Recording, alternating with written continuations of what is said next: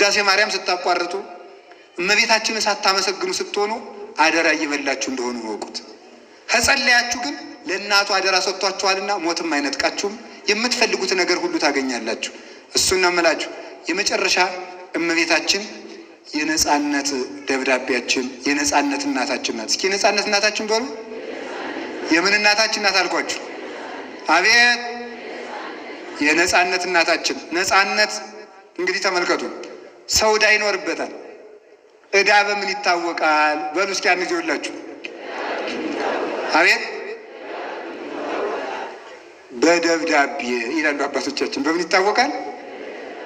እገሌ ይሄን ያህል ወርቅ ተበድሯል፣ የነበሩ ሰዎች ነገሌ፣ የነበሩ ሰዎች ነገሌ፣ የነበሩ ሰዎች ነገሌ ተብሎ ይጻፋል።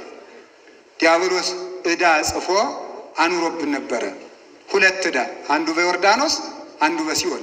በዮርዳኖስ የተቀበረውን ጌታ እንደ ሰውነቱ ተረግጦ እንደ አምላክነቱ አቅልጦ አጠፋልን። በሲኦል ያለውን ደግሞ በዕለተ ዓርብ በአጸደ ነፍስ ገብቶ በርብሮ ደምስሶ አጠፋልን። ወደምሰሰ መጽሐፈ ዕዳን አለ ቅዱስ ጳውሎስ። የዕዳ መጽሐፋችን ደመሰሰልን ያለው